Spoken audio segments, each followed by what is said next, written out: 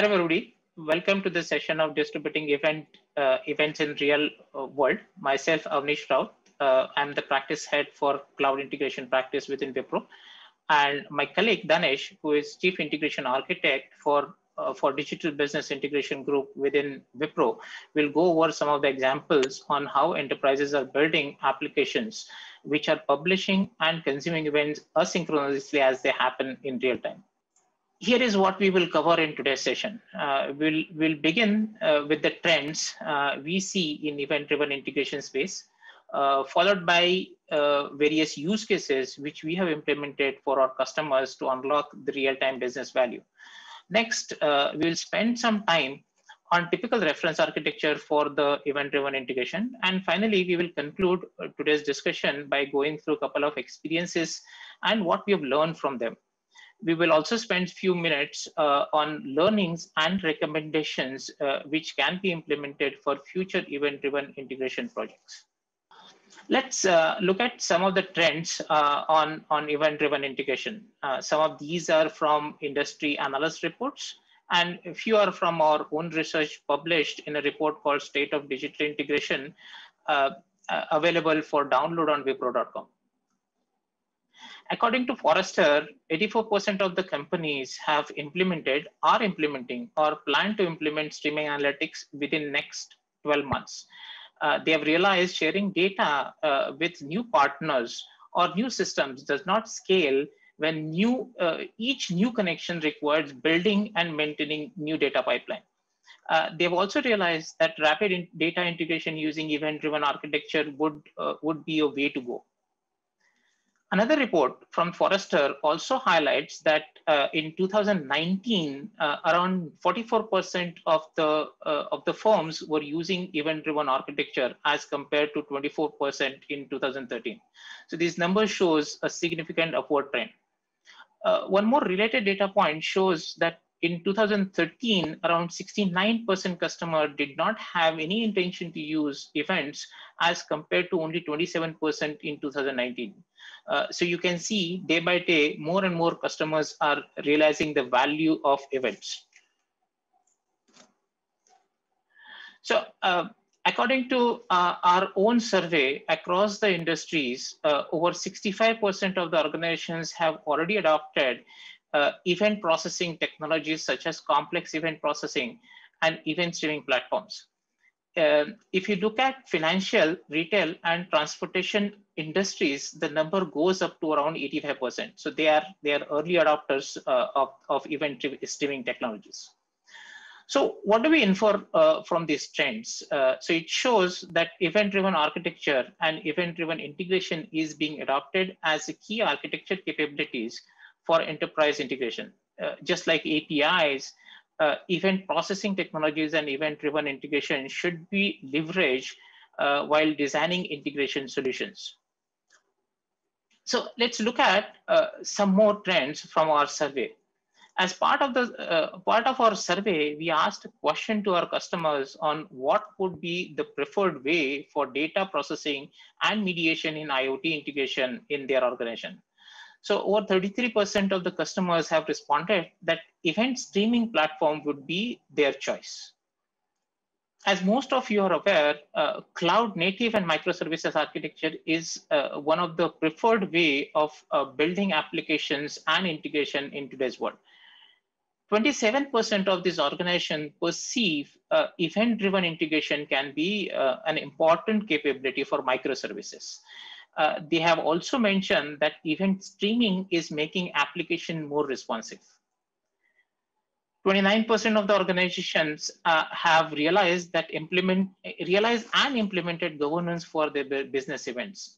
This is to reuse the events generated within the organization and avoid duplication of the events. And finally, over half of the organizations have set up and monitor event level KPIs and matrices similar to API analytics.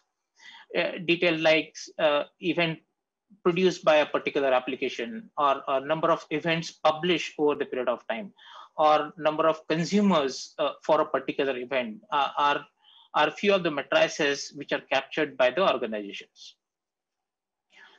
Let's look at some of the customer use cases.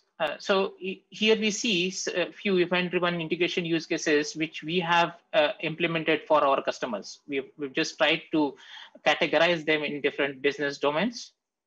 So retail and supply chain. In retail and supply chain, we have implemented end-to-end supply chain visibility that provides real-time tracking on order to shipment and beyond, based on the event capturing and processing engine. One of the customers, we have implemented a loyalty management program to provide an enhanced customer experience.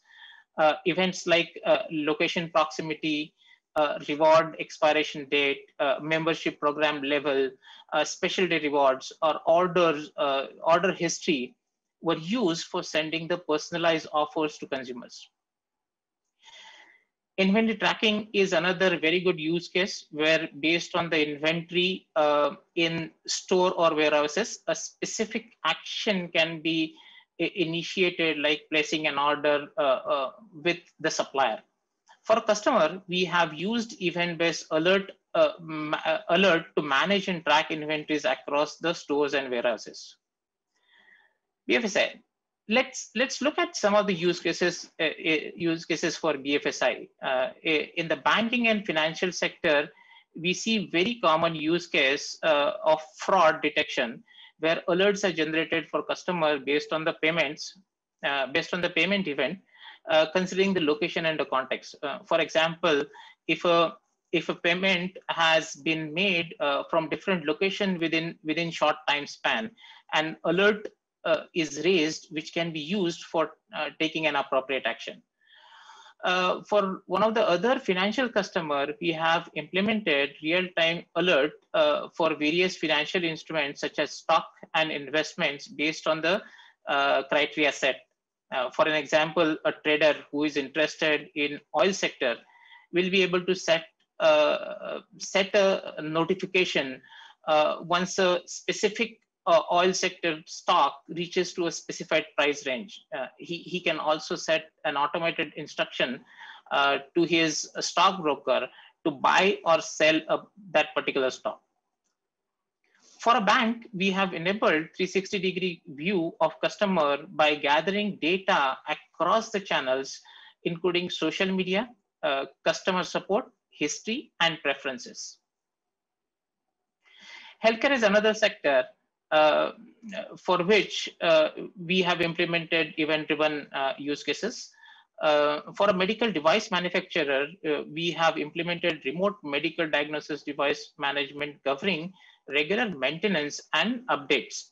Example, distribution of the firmware to all devices, remote maintenance based on the device alerts, etc. We have also implemented real-time patient monitoring using various smart devices such as Health Band to get their vitals and take appropriate actions based on the specified events. IoT is another area where event-driven integration and complex event processing use cases are very common. Smart city initiatives, which includes transportation as a frequently implemented use case. We have implemented the same for a couple of our customers. Some of the things they are looking for is real-time tracking of the vehicles to generate real-time dashboards. Also, tracking the health of the vehicles and raising the alerts on proactive and reactive maintenance needs. Some of the customers are also extending their event platform to private players to centrally collect the data and get intelligence out of it. There are several Industry 4.0 use cases which organizations are implementing, which are driven by IoT. For an example, a shipping yard using autonomous cranes to streamline their operations. We have also built solutions called Smart Airport to provide personalized real-time management of air travel management, covering baggage tracking and management, flight delays, and loyalty accruals, etc. Energy and utilities. A classic use case for energy and utility is smart metering that generates events during meter provisioning, billing, and other aspects of the lifestyle. Typical events which are which are generated by smart meters or last gasp or power restore, which are used to identify the power outages and to take appropriate action before even customer raises the complaint. Similarly, organizations are using the events to pinpoint the outages at right device level to help restore power quickly, which in turn helps improve customer experience. Another one is setting up or provisioning of new customer involved multiple steps, and these can be automated using the events. And finally, in telecom industry, we see several use cases which are commonly implemented using event-driven architecture. A value-added service such as caller tunes, etc., are customized based on the event generated when a customer changes their preferences or use other services. The next one, billing and subscriber management based on the event generated is another use case. There are several events generated during the subscriber lifecycle stages, like moving to new house, children are getting older, or frequent international travels are typically used by telecom providers to offer new plans or value-added services to the consumers. I'm sure you must have observed that telecom service providers reaching out to you for a plan, for a new plan or value-added service based on your new location or when they notice that you've been traveling a lot. Okay, let's look at the reference architecture. I would like to invite Danesh to walk you through on the event-driven integration reference architecture. Danesh, over to you. So let us now look at reference architecture used for event-driven integration. We have the integration platform as a service, which includes a unified API and event management portal to discover, define, manage, and govern APIs and events. This serves as a base or foundation for the architecture. It includes capabilities to manage APIs, events for A2A and B2B integration, along with administration and monitoring capabilities. The platform could be built as a combination of products and can be deployed on cloud, on premise, on containers, or as a combination of any of these. Similar to open APIs for RESTful APIs, I think APIs are used to define event-driven API specifications. These are useful for discovery of events, governance, and reuse. The Solace PubSub Plus event portal has good capabilities to expose and govern events published on the event broker. Unified approach for governing events on APIM portal by exposing async APIs alongside open APIs will soon be a reality too. An event bus is used to distribute events to applications and microservices. Kafka is a popular choice for this capability along with Solace. Some organizations also use messaging products as event buses. To round it off, an API gateway, be it part of the iPaaS or as a separate component, is used to expose APIs from applications and microservices. Let us now look at a few case studies where we have implemented event-driven architecture and integration. So the first one is a case study for a European bank where we have done event-driven integration for improving their customer experience. Let us go into the use case. So the use case was to define a single view of customer and improve their customers' experience across channels to provide a seamless and unified experience, and also to comply to CMA and PSD2 regulations. The key challenges that the bank was facing were it was using a centralized ESB that hosted both integration and business services. This was behaving like a monolith where making changes to any business logic or integration services was becoming increasingly difficult. Also, its deployment architecture was complex, leading to difficulty in scaling and becoming a single point of failure. So let us look at the solution. what did we implement? We actually started with defining a digital integration strategy, including an approach for event-driven architecture to rapidly connect the bank's data and systems. The strategy was comprehensive and covered the usage of APIs, microservices, and related patterns. The intent was to move away from a centralized architecture to a distributed architecture that was loosely coupled and realized through microservices. To realize this, we also documented a domain-driven design approach for identifying and modeling microservices. It also included the right patterns to leverage assets such as the Strangler pattern. As development was now distributed, we defined a federated governance mechanism that provided autonomy to development teams while also trying to tie them together to a central authority. So if there were any escalations or any exceptions that were required, the development teams could approach the central authority for arbitration. Kafka was used to realize the event delivery backbone to integrate APIs, microservices, and NoSQL data stores.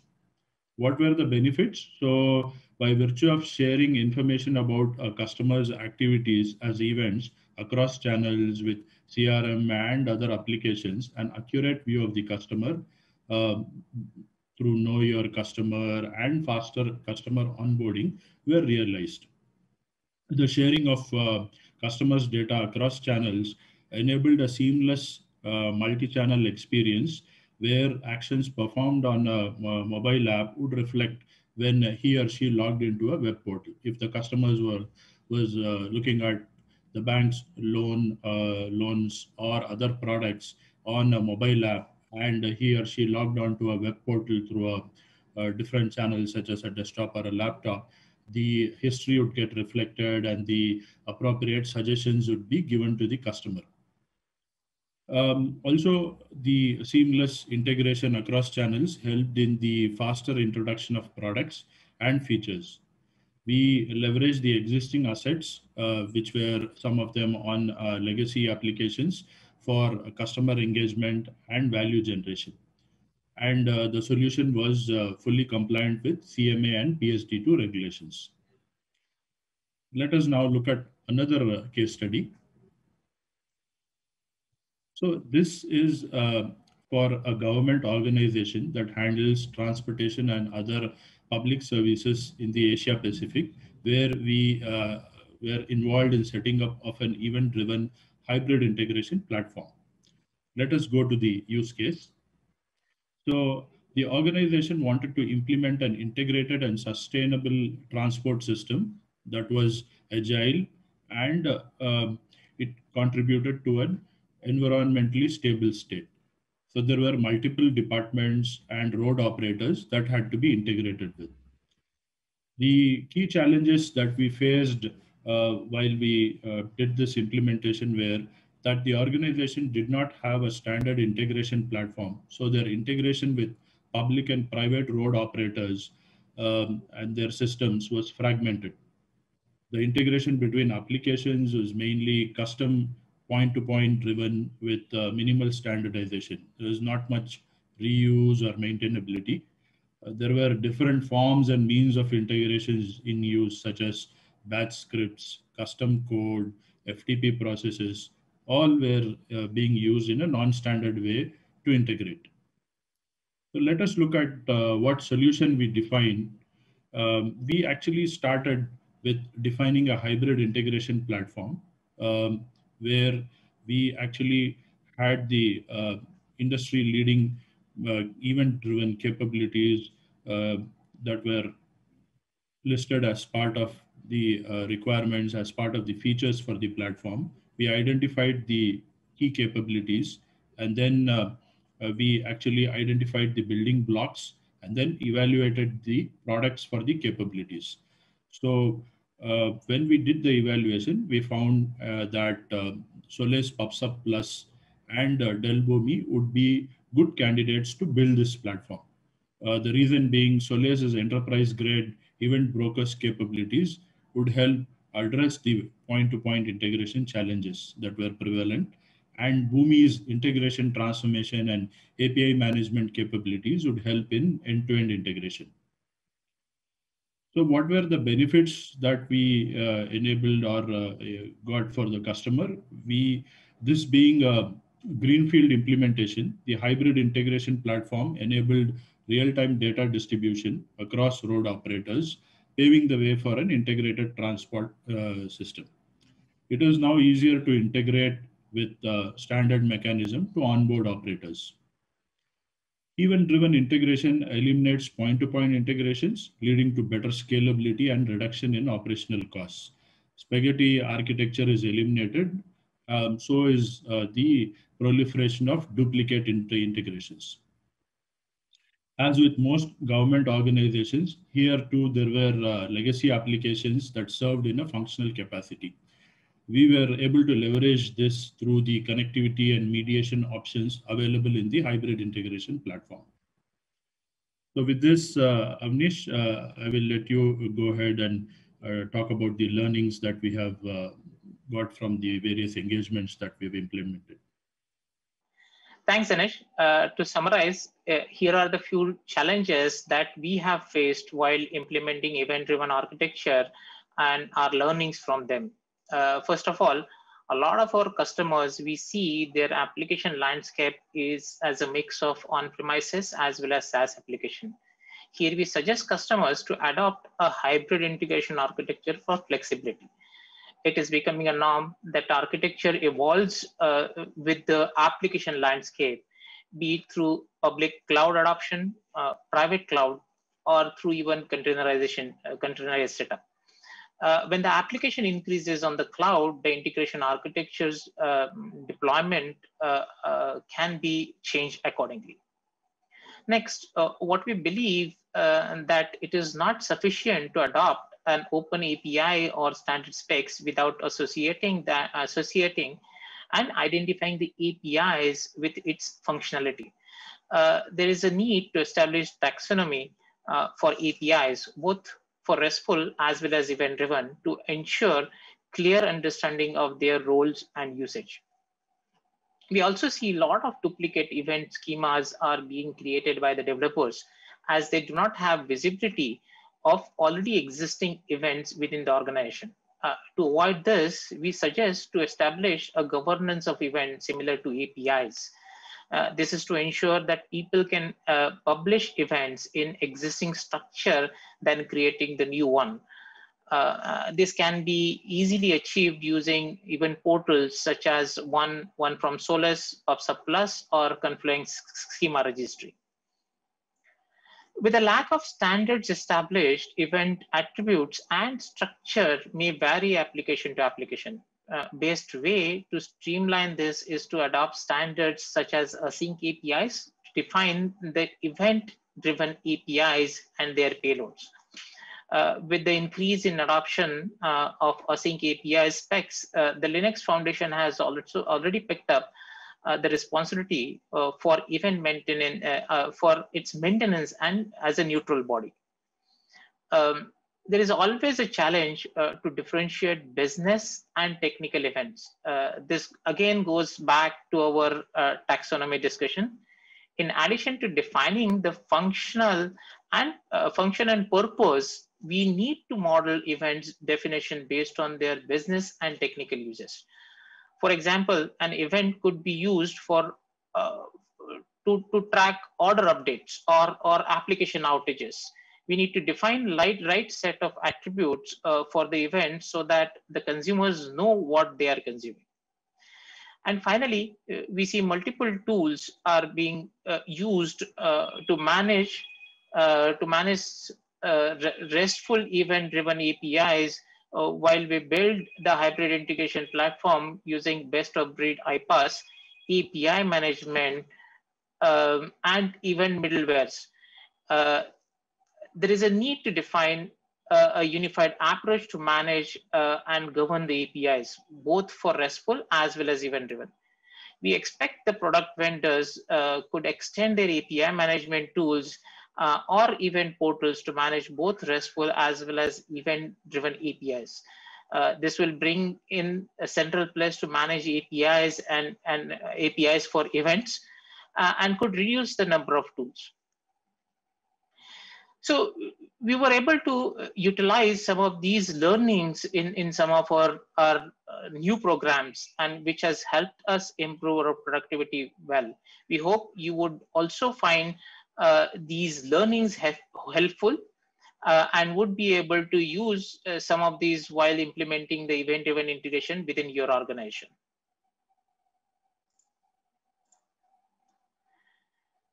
Thank you everybody for your time. Please feel free to drop an email on the IDs on your screen if you have any questions. We would be happy to answer the questions through emails. Thanks again. Have a great day.